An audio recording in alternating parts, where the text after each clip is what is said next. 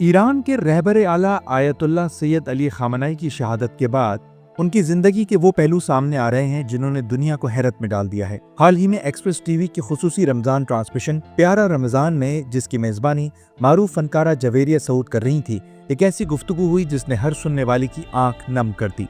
Programme के मेहमान और खाना फरंग ईरान के डायरेक्टर जनरल डॉक्टर तालिबी नया, जो कि शहीद के शागिर्द भी हैं, उन्होंने एक दिल हिला देने वाला वाक़या सुनाया। उन्होंने बताया कि जब इसराइल की जानिब से हमलों का खतरा बढ़ा तो सिक्योरिटी हुकाम ने आयतुल्लाह खामनाई से दरखास्त की कि वो अपने अमले और अहलो अयाल के हमरा एक महफूज ज़ेर ज़मीन बंकर में मुंतकिल हो जाएं। लेकिन खामनाई ने जवाब दिया, अगर तुम मेरी पूरी कौम के लिए भी ऐसे ही महफूज बंकर का इंतजाम कर सकते हो तो मैं जरूर जाऊंगा, वरना मैं अपनी कौम को तनहा छोड़कर नहीं छुपूंगा। از خون 90 میلیون ایرانی رنگین تر نیست. اگر 90 میلیون ایرانی به پناهگاه میتونید ببرید، من هم میرم. اگر نه، من همینجا میمانم. هر چه که پیش آید همون تقدیر الهی است. بہت سادہ زیستی کے ساتھ انہوں نے زندگی گزاری، پوری عمر ایک چھوٹا سا گھر، وہیں پہ جو بیت رہبری کے نام سے مشہور ایک جگہ، وہاں پر ان کی رہائش تھی، اپنے اہل و عیال کے ساتھ وہاں پر زندگی بسر کرتے تھے۔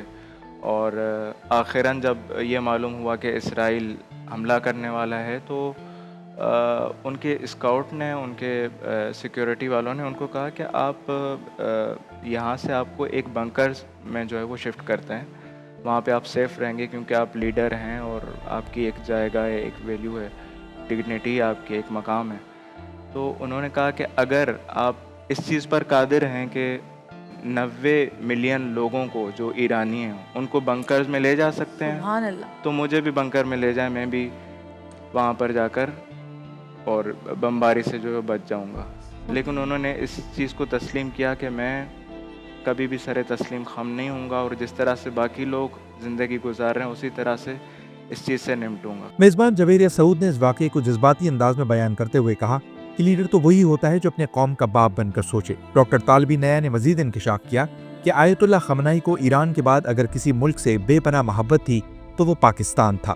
وہ اکثر اپنے شاگردوں سے فرماتے تھے، تم پاکستانیوں کو صرف شیعہ یا سنی کی نظر سے نہ دیکھو، یہ قوم اتنی گہری اور باصلاحیت ہے کہ خود پاکستانی بھی اپنی اصل قدر و قیمت سے واقف نہیں۔ شهید ایران نیستن، ایشون شهید امت اسلامی هستند. ایشون منادی وحدت بودن. کیونکہ ہماری بہت نزدیک سے ان کی زندگی گزاری تھی، تو صرف اس لیے یہ بات میں آپ کے سامنے عرض نہیں کر رہا کہ کیونکہ میں یہاں پہ آیا ہوں آپ کے پاس، بلکہ اپنے دل سے اور اپنے وجود سے یہ بات کہہ رہا ہوں کہ جو ان کو ارادت اور محبت پاکستان سے تھی وہ کسی ملک کے ساتھ نہیں تھی۔ یعنی ایران کے بعد پاکستان کا بہت احساس کرتے تھے، ہر لحاظ سے، ہر چیز میں، ہر جو بھی سچویشن ہوتی تھی پاکستان میں ان کو، تو کہا بھی کرتے تھے کہ آپ پاکستانیوں کو کبھی پہچان نہیں سکتے، وہ اتنے ڈیپ ہیں کہ ان کی ویلیو صرف انہیں کو پتہ ہے۔ سن 1947 میں پاکستان کے قیام کے بعد ایران اسے تسلیم کرنے والا پہلا ملک تھا، تو دوسری جانب 1979 کے اسلامی انقلاب کے بعد